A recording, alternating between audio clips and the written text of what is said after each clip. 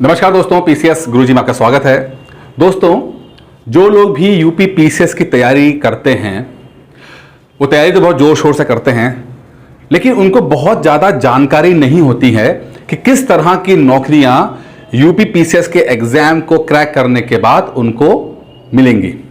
एक दो के नाम पता होते हैं, एसडीएम बन जाएंगे, डीएसपी बन जाएंगे, असिस्टेंट कमिश्नर बन जाएंगे, होमगार्ड कमांडेंट बन जाएंगे। बट क्या सिर्फ इतनी ही नौकरियां होती हैं या और भी ज़्यादा होती हैं? तो आज हम पूरा डिटेल में समझेंगे कि कितने प्रकार की नौकरियां यूपी पीसीएस के जो कमीशन आयोग है वो कंडक्ट कराता है, साथ में उनकी इनिशियल यानी शुरुआती सैलरी कितनी होती है।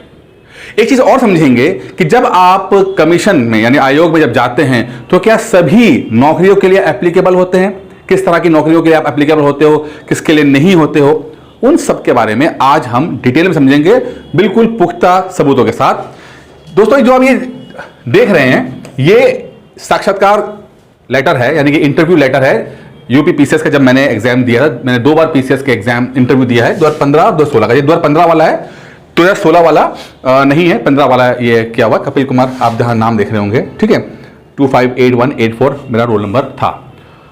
देखिए, जब आप लोग प्री एग्जाम क्रैक करते हो, फिर मेंस में आते हो, जब मेंस क्रैक होता है तो आपको कई सारे लेटर्स भरने पड़ते हैं। अपना जो आपका DAF फॉर्म होता है, डिटेल एप्लीकेशन फॉर्म, वो आप भरते हो। उसी में एक चीज आती है कि आपको ना ये उस साल जितनी भी नौकरियां आई होती हैं उन नौकरियों को आपको भरना पड़ता है, यानी कि आपकी योग्यता के हिसाब से जिसके लिए आप एप्लीकेबल होते हो। अब आप किसके लिए एप्लीकेबल होते हो वो बताऊंगा मैं आपको बाद में, लेकिन जिसके लिए आप एप्लीकेबल होते हो तो आपको इस तरह से 1 3 2 4 1 इस तरह इस ऐसे आपको रैंक देना पड़ता है, ठीक है। तो जैसे आप देख रहे होंगे कि NA लिखा हुआ है, मैंने यहां पर NA नॉट एप्लीकेबल, ठीक है। तो ये होता है, और जरूरी नहीं होती कि आप रैंक बिल्कुल 1 2 3 कर दो, आप 1 कर दो, मैंने 3 किया, 2 किया, तो आपकी अपनी इच्छा के अनुसार आप कर सकते हो। लेकिन पहले समझते हैं कि नौकरियां के कितने प्रकार की होती है। सबसे पहले समझते हैं दो चीज को। देखिए, अमूमन 2 तरह की नौकरियां होती हैं, जिनको बिल्कुल नहीं पता आप समझिएगा। 2 तरह की नौकरियां होती हैं यूपी पीसीएस के अंदर, ठीक है। एक नौकरी होती है जिसके क्वालिफिकेशन चाहिए होती है ग्रेजुएशन, ठीक है, सिंपल ग्रेजुएशन। अब आप बीए किया हो, आपने बीकॉम किया हो, बीएससी किया हो, बीटेक किया हो, जो भी किया हो, ग्रेजुएशन लेवल की नौकरी होती है। इसमें आपने ग्रेजुएशन आपका कंप्लीट होना चाहिए, ठीक है। एक तो नौकरी होती है।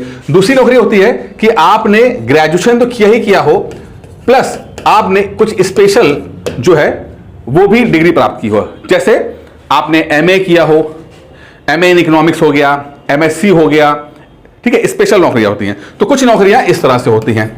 अब दोनों तरह की नौकरियों का इसी एक ही एग्जाम के माध्यम से होता है। तो जब आपके पास इस तरह का फॉर्म आता है, डिटेल एप्लीकेशन फॉर्म आता है, ठीक है, उस समय आपको रैंक देनी पड़ती है अपनी योग्यता के हिसाब से। अगर आप सिंपल ग्रेजुएट हो, जैसे कि मैं बीटेक हूं, तो जो बीटेक जो होता है वो ग्रेजुएशन होता है, ठीक है। तो मैं उन्हीं नौकरियों के लिए एप्लीकेबल हो पाया जिसके अंदर मिनिमम क्वालिफिकेशन आपकी ग्रेजुएशन होती है, मैं एप्लीकेबल हो पाया। मेरे साथ के कई और लोग थे जिन्होंने ग्रेजुएशन किया था प्लस कुछ पीजी कर रखा था, तो वो कुछ 2-4 नौकरियों के लिए एक्स्ट्रा एप्लीकेबल हो गए। मैक्सिमम नौकरियां जो होती हैं वो ये लेवल की नौकरियां होती हैं, ठीक है। खास नौकरियां आप एसडीएम की, डीएसपी की, जो अच्छी और पॉपुलर नौकरियां होती हैं, ज्यादा नौकरियां होती हैं, वो इस लेवल की होती हैं। कुछ थोड़ी बहुत इस लेवल की हो जाती हैं, ठीक है। तो आप को पहले डिसाइड करना है कि आपकी क्वालिफिकेशन क्या है, उस हिसाब से चलेंगे। अच्छा, आजकल तो क्या होता है कि जब आपका पीसीएस प्री का फॉर्म भरता है तभी आपको वो पूछता है कि आप क्या स्पेशल नौकरी के लिए मेंशन करता है कि आप एप्लीकेबल हो कि नहीं हो। तो आपसे कभी भी उन नौकरियों के बारे में नहीं बोलेगा जो कि सिंपल ग्रेजुएशन लेवल की होती है, जैसे एसडीएम, डीएसपी या इस तरह की नौकरियां जिसके अंदर मिनिमम क्वालिफिकेशन ग्रेजुएशन चाहिए होता है। उसके बारे में जब आप पीसीएस का फॉर्म भरते हो तो मेंशन नहीं होता है, सिर्फ स्पेशल नौकरियों का ही मेंशन होता है वहां पर। तो कई बार ऐसे लोग कंफ्यूज हो जाते हैं कि सर वो तो क्या इस साल एसडीएम की नौकरी नहीं आएगी, क्या डीएसपी की नौकरी नहीं आएगी, क्योंकि वहां तो मेंशन ही नहीं किया है। तो मेंशन जो नॉर्मल नौकरियां होती हैं, ये नॉर्मल वाली नौकरियां, इसका मेंशन नहीं किया होता है जब आप पहली बार पीसीएस का फॉर्म भरते हो, सिर्फ स्पेशल नौकरियों का ही मेंशन वहां पर किया होता है। तो आप घबराना नहीं, अगर आप एप्लीकेबल हो गए तो यस कर देना, अन्यथा आप नो कर देना, कोई दिक्कत नहीं। चाहे सभी फॉर्म में नो करना पड़े, आप कर देना, कोई दिक्कत नहीं इसके अंदर, ठीक है, एक पॉइंट क्लियर हो गया आपका। ठीक है, तो यहां से आपको डिसाइड करना पड़ता है। अब जब ये आपके पास ये आता है लेटर, ठीक है, सम्मिलित राज्य इस तरह का भरने के लिए, ठीक है, यहां लिखा भी है, देखिए, को भरने से पूर्व अभ्यर्थी संलग्न अनुदेशों का ध्यानपूर्वक पढ़ लें। अब जब आते हैं तो इस तरह की नौकरियां, अब देखिए नौकरी के बारे में समझते हैं। नौकरियां अगर यूपी पीसीएस के बारे में देखें, जितने भी डिपार्टमेंट होते हैं, ठीक है, उसमें ग्रेड बी और ग्रेड सी की नौकरियां जो होती हैं, खास कुछ ग्रेड सी की और खासकर ग्रेड बी की नौकरियां जो होती हैं, सभी के जो ऑफिसर्स लेवल के लिए उसका जो रिक्रूटमेंट होगा वो आयोग करता है। तो अगर मोटा मोटा अगर देखें तो लगभग 28-30 विभाग हैं यूपी में मिनिमम। अब हो सकता ज्यादा भी हो सकते हैं, कम भी हो सकते हैं, लेकिन जहां तक मेरा अंदेशा है लगभग 28-30 विभाग हैं। पुलिस का हो गया, ट्रैफिक का हो गया, आपका जैसे कि हो गया रेवेन्यू का हो गया, अलग अलग डिपार्टमेंट हैं। तो हर साल जो डिपार्टमेंट हैं अपनी जरूरत के हिसाब से रिक्वायरमेंट भेजते हैं आयोग के पास, ठीक है, और आयोग फिर उन्हीं का एग्जाम ले लेता है। अब मान लीजिए रेवेन्यू डिपार्टमेंट को किसी साल ज्यादा एसडीएम की जरूरत पड़ गई, क्योंकि कुछ लोग रिटायर हो चुके होंगे, ज्यादा जरूरत पड़ गई, तो वो बोलेगा कि हाँ भाई हमें ज्यादा चाहिए, 40 चाहिए, 50 चाहिए, 100 चाहिए, ठीक है। मान लो किसी साल डीएसपी की जरूरत ही नहीं है, हो सकता है कि डीएसपी के लिए वांट ही नहीं है, मतलब कोई जरूरत ही नहीं है, सारे लोग जितनी जरूरत होनी चाहिए उतने डीएसपी हैं, तो हो सकता है कि उस साल वो वांट ना भेजें और डीएसपी की कोई आए ना। तो डिपेंड करता है कि विभाग के अंदर कितने ऑफिसर्स की जरूरत है। हर साल ये कम ज्यादा होता रहता है। जितने भी रिक्वायरमेंट होती है डिपार्टमेंट आयोग को बता देता है और आयोग फिर उन्हीं उस चीज का एग्जाम ले लेता है। फिर इसमें आयोग कुछ और कर नहीं पाता है, ठीक है। तो जब आप मेंस पहुंचते हो, जब देखिए यहां पे, तो आप देखिए यहां पे 2-3 कॉलम देखते हैं, समझते हैं इसको। यहां पे पहले कॉलम के अंदर आप देखिए कि जितने भी उसके पोस्ट हैं उन सबके नाम लिखे हुए हैं। डिप्टी कलेक्टर नियुक्ति अनुभाग 3, और ये पे बैंड लिखा हुआ है, पे बैंड, ठीक है। अब इसका मतलब क्या है वो भी बताऊंगा आपको मैं, ठीक है, कितना सैलरी मिलेगी बताया जाता है। तो पहले वाले में आपको नौकरी का नाम, जैसे कि ये डीएसपी की नौकरी हो गई, पुलिस उपाधीक्षक हो गया, इसका जो पे बैंड ये मिल गया, असिस्टेंट कमिश्नर हो गया, ठीक है। अब दूसरे वाले कॉलम के अंदर होते हैं यानी कि क्वालिफिकेशन, जो क्वालिफिकेशन है कौन कौन सी है। तो आप ये देखो कि स्नातक लिखा हुआ है यहां पर, तो क्वालिफिकेशन क्या चाहिए, स्नातक चाहिए। अधिमानी का मतलब क्या है, अधिमानी का मतलब प्रेफरेंशियल, प्रेफर करेंगे, नॉट नेसेसरी, यानी कि ये है पहले वाला नेसेसरी है कि हाँ भाई स्नातक तो होना ही चाहिए, बीटेक बीए बीकॉम बीएससी तो करना चाहिए, मतलब वो तो होना चाहिए, ठीक है। लेकिन अगर मान लो अगर वो प्रादेशिक सेना में न्यूनतम 2 वर्ष की अवधि की सेवा कर चुका है या राष्ट्रीय कैडेट कोर में बी प्रमाण पत्र प्राप्त कर लिया, तो हम उसको प्रेफर कर देंगे, मतलब कि मिनिमम क्वालिफिकेशन कर रहा होगा, ठीक है, तो वो तो करना ही करना है। लेकिन अगर इसमें से कोई भी रिक्वायरमेंट अगर वो पूरी कर रहा है तो उसको प्रेफर करेंगे। प्रैक्टिकली बताऊं आपको तो ये हो सकता है कि किसी एक पद के लिए मान लो 2 कैंडिडेट आ गए, ठीक है, अब चूज हमें एक ही करना है, लेकिन दोनों के नंबर सब एक ही हो गए हैं, तो किसको चूज किया जाएगा, तब डिसाइड करेंगे कि अगर दोनों में से किसी के पास इन दोनों में से कोई भी एक सर्टिफिकेट होगा तो उसको प्रेफर कर दिया जाएगा, बस ये, ठीक है। तो अमूमन ऐसा फंसता नहीं है, जो आपके रैंक होते हैं वो इसी में ही सेलेक्ट हो जाते हैं ज्यादातर। लेकिन इन वर्स्ट कंडीशन अगर एक ही पद के लिए 2 लोग आ गए तो हम फिर ये डिसाइड कर देंगे कौन सा किसके पास कौन सा सर्टिफिकेट है, ठीक है, ये आ गया आपके पास। और यहां पर आपको ये देखिए कि अधिमानता के क्रमांक, यानी कि आपको जो प्रायोरिटी लिस्ट बनानी है उसमें आप करोगे, ठीक है। आपको करना क्या होता है कि आपको लिस्ट बनानी पड़ती है 1 2 3 4 5, इस आपको लगभग सभी में करना होता है।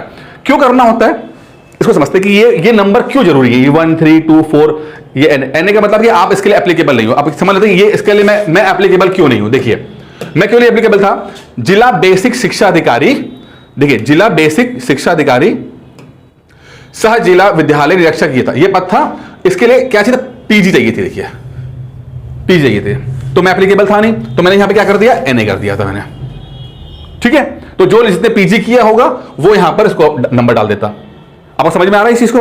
अच्छा अब मैं एक बात करूं, अब मैं ये बताता हूं कि आपको ये नंबर क्यों जरूरी होते हैं, ये नंबर बहुत जरूरी है, बहुत ही ध्यान से भरने जरूरी होते हैं। समझिएगा कि आपका जीवन, आपकी मेहनत बहुत डिपेंड करती है इन नंबरों के ऊपर। इसको बिल्कुल भी अगर आप हल्के मत लीजिएगा, क्योंकि अगर ऊपर नीचे हो गया, अगर अनजाने में आपने कहा चलो यार छोड़ो, तो फिर हो सकता है कि बहुत बड़ा नुकसान कर लो। कैसे कर लोगे बताता हूं मैं आपको। देखिए जब आपका, मैं यहां जब आपका मेंस हुआ, मेंस क्रैक करा आपने, ठीक है। मेंस क्रैक करने के बाद आपका इंटरव्यू हो गया, ठीक है, इंटरव्यू हो गया। अब मान लो आपका जो नंबर है वो कट ऑफ से ऊपर चला गया, आप कट ऑफ क्रैक कर रहे हो, ठीक है। आप सपोज अगर मान लेते हैं 800 नंबर कट ऑफ था, आपके हो गए 830 नंबर हो गए, आप कट ऑफ से ऊपर हो, ठीक।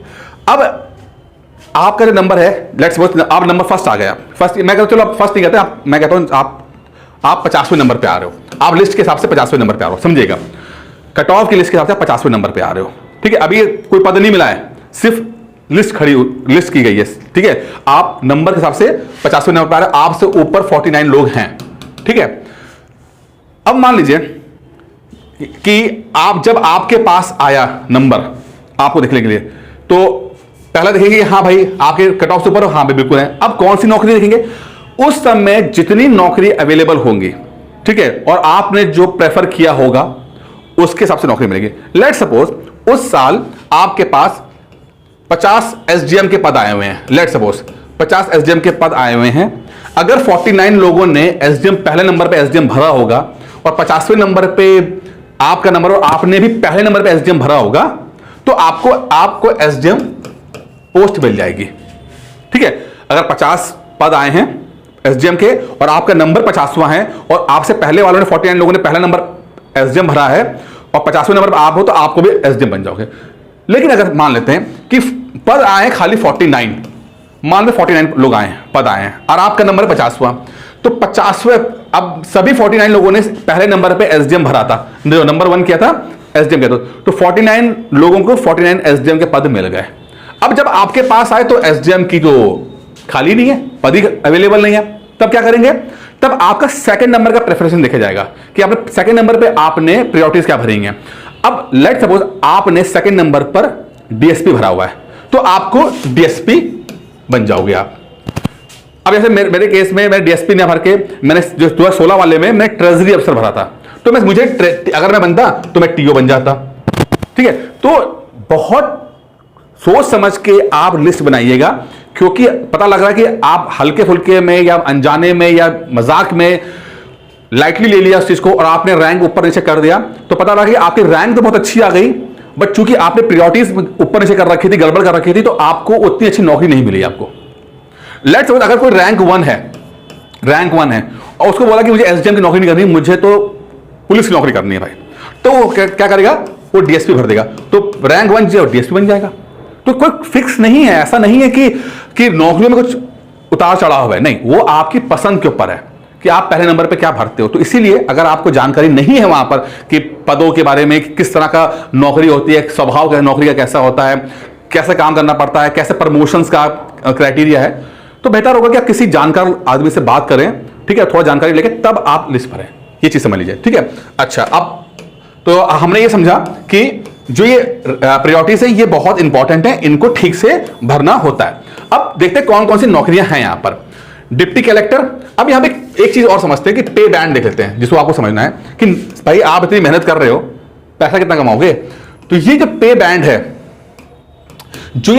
है, आप देख रहे हो कि 15,600 से लेकर 3900 के बीच में पे बैंड है।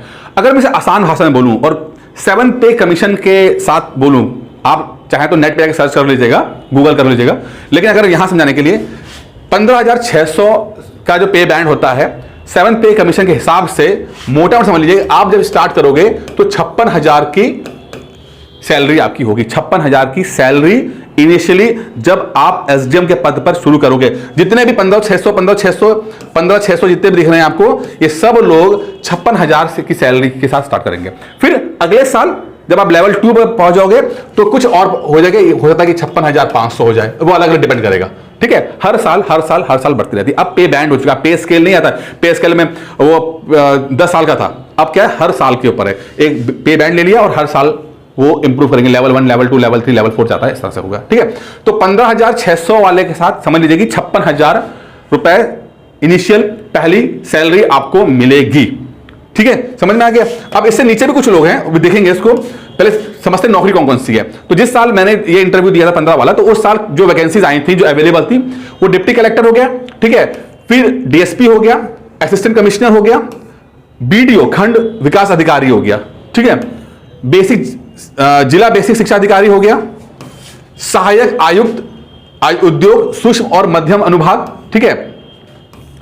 जिला पूर्ति अधिकारी श्रेणी 2 खाद्य एवं रसद विभाग। अब देखिए ये बहुत इंपॉर्टेंट है, खाद्य एवं रसद विभाग का है। अब यहां पे समझने वाली बात है, जिला पूर्ति अधिकारी श्रेणी 2 खाद्य। अब इसका जो पे बैंड है वो 9300 वाला है। ऊपर वाले कितना था? 15600 वाला था। तो इसकी जो सैलरी मिलेगी, ठीक है, ये थोड़ा नीचे सैलरी मिलेगी। इसकी सैलरी अगर मोटा मोटा देखा जाए तो लगभग 46,000 के आसपास है। मैं एग्जैक्ट नहीं बोला, लेकिन 46,500 के आसपास ऐसे ही रहता है। तो ऊपर वाला कितना है? 56,000 पे चलेगा इनिशियल पहली सैलरी, और इसकी चलेगी 46,000 के ऊपर चलेगी, ठीक है। ये 93 वाले।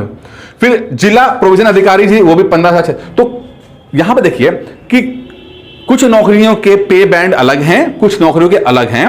तो आप बहुत ही कॉन्शियसली समझिएगा कि कौन सी जो आपने प्रायोरिटीज भरी हैं। तो नौकरी किस, आप क्या करना चाहते हो जीवन में, किस तरह की नौकरी करना चाहते हो। पहले आप सैलरी कंसीडर कर रहे हो कि वर्किंग एनवायरनमेंट कर रहे हो। जैसे लेट्स सपोज अगर मेरी बात आई तो मुझे जब मैंने ये इंटरव्यू दिया था तो मुझे डीएसपी वाला, आई थिंक 15 में 16 की बात कर रहा हूं मैं, 15 में तो मैं शायद डीएसपी भर दिया था। आई थिंक देखता हूं मैं क्या भरा था, भूल भी गया हूं मैं। देखिए आप देखिए यहीं देखिए कि पहले नंबर पे मैंने एसडीएम भरा था और दूसरे नंबर पे मैंने असिस्टेंट कमिश्नर भरा था वाणिज्य। डीएसपी में तीसरे नंबर भरा हुआ है। और आप बिलीव नहीं करेंगे, 2016 वाले में डीएसपी मैंने 8वें नंबर भरा था, 8वें नंबर पे, क्योंकि मुझे पुलिस की नौकरी इतनी खास पसंद नहीं थी। 15 तो मेरा पहला इंटरव्यू था, ज्यादा जानकारी नहीं थी। तो 16 वाले में तो मैंने उसको बहुत नीचे भरा था जाके, पुलिस की नौकरी मुझे नहीं करनी, मैं ट्रेजरी अफसर ऊपर भर दिया था, ठीक है। तो आपको देखना पड़ता है कि आपको किस तरह की नौकरी पसंद है, कौन सी नौकरी कर पाओगे, ये जरूर से आप समझिएगा इस बात को, ठीक है। तो नौकरी कैसी है, क्या आप नौकरी का नेचर देख रहे हो या सैलरी को देख रहे हो, हर चीज को मद्देनजर रखते हुए ही आप ठीक से इसको भरने की कोशिश कीजिएगा। तो ठीक है, फिर आगे आपका जिला परिषद अधिकारी हो गया। फिर वाणिज्य कर अधिकारी 9300 से लेकर, अब वाणिज्य की 2 नौकरियां हैं यहाँ पे। वाणिज्य कर अधिकारी 9300 वाला देख लीजिए, और यहां पे देखिए ये असिस्टेंट कमिश्नर वाणिज्य कर। तो एक ही एग्जाम में 2 है, एक 56,000 रुपए पाएगा और दूसरा 46,000 पाएगा, समझिएगा। असिस्टेंट कमिश्नर वाणिज्य कर 15,600 और वाणिज्य कर अधिकारी सीटीओ 9300 होगा। तो आपको ये चीज देखनी है कि क्या कर रहे हो क्या नहीं कर रहे हो, किसके पास पावर ज्यादा है, किसके प्रमोशन के चांसेस ज्यादा हैं, सैलरी किसकी ज्यादा है, ठीक है, ये सब देखना पड़ेगा। सहायक नया देखिए राजस्व विभाग है, ठीक है, राजस्व का नया तहसीलदार भी है, एसडीएम आपका उसी का है, ठीक है। तो अब ये देख लीजिए। तो उसके आप जिला पिछड़ा वर्ग कल्याण अधिकारी, फिर आपका आ गया उत्तर प्रदेश कृषि सेवा समूह खा। अब देखिए इसके अंदर देखिए, चूंकि मैं नॉन एप्लीकेबल इसके अंदर था, ठीक है, मैं नॉन एप्लीकेबल था, तो इसमें देखिए उत्तर प्रदेश कृषि सेवा समूह खा। अब इसमें किस तरह की चीज चाहिए होगी, किसी भी विश्वविद्यालय से कृषि में स्नातक, कृषि में एग्रीकल्चर में चाहिए था, ठीक है। तो एग्रीकल्चर में चाहिए था तो मैं एप्लीकेबल नहीं था। तो इस तरह से आपको भरा। और जब आप पीसीएस का फॉर्म भरेंगे शुरुआत में पहले, तो इस तरह की इसके बारे में जानकारी आपको देनी पड़ेगी। तो आप घबराइएगा नहीं, अगर उसको एनए करना पड़े तो एनए कर दीजिएगा, घबराने नहीं, ठीक है। फिर उप निबंधक आपका 93, ठीक है, तो ये सब हो गया। फिर कोषाधिकारी, जिला उद्यान अधिकारी, वरिष्ठ प्रवक्ता डाइट, ठीक है, देखो एनए इसमें आ गया मैं। जिला गन्ना अधिकारी कृषि स्नातक एनए, ठीक है। फिर अगर जिला उद्यान अधिकारी, ये इसके लिए भी मैं नहीं था मेरा। सहायक संभागीय परिवहन अधिकारी, ठीक है, ये 5वें नंबर में, ये एआरटीओ है। कार्य अधिकारी 6 नंबर 16 नंबर। जिला विकलांग जन विकास अधिकारी, जिला कमांडेंट होमगार्ड, जिला पंचायत राज अधिकारी, ठीक है, ये हो गया। तो ये सारे उस साल 24 विभाग आए। मैंने कहा कि 30 विभाग के आसपास होता है, तो उस साल 24 विभाग के डिपार्टमेंट के रिक्वायरमेंट्स हमें देखिए। अच्छा, अब मान लो कि आपको ज्यादा जानकारी नहीं है और आपसे कुछ भूल चूक हो गई, ठीक है, आपसे कुछ भूल चूक हो गई कि आपने ऐसे जगह पे भी भर दिया जो आप एप्लीकेबल नहीं। जैसे कि क्या हुआ, लेट सपोज आपने जब भरा और जैसे कि यहां पर एनए लिखा हुआ है, लेट सपोज आपको जानकारी नहीं है कि इसके लिए आपकी जो डिग्री है वो है, और आपने इसको नंबर दे दिया, आपने बोल दिया कि यहां पर 15 नंबर आप डाल दिया, लेट सपोज डाल दिया, आपको जानकारी नहीं है, तो घबराइएगा नहीं। जब आप लोग इंटरव्यू जाते हैं और जब आपके डॉक्यूमेंटेशन होते हैं, इंटरव्यू से पहले होता है, इंटरव्यू बाद में देखो, पहले डॉक्यूमेंटेशन होता है, तो वहां पे जो आरओ कॉपी चेक कर रहा होता है, आपके डॉक्यूमेंट चेक कर रहा होता है, तो वो ध्यान देते हैं इस बात को कि आपने सही भरा है कि नहीं भरा है, तो खुद ही वो रोक लेंगे कि भैया आपकी डिग्री के हिसाब से आप इस पद के लिए एप्लीकेबल नहीं हो।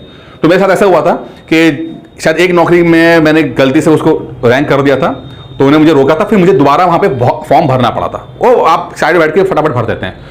तो आयोग बहुत हेल्पफुल होता है। अगर आपसे कोई छोटी मोटी माइनर मिस्टेक्स हो रही होती हैं तो वो आपको पूरा समय देते हैं, पूरा सहयोग करते हैं, कोई दिक्कत नहीं उसके अंदर, ठीक है।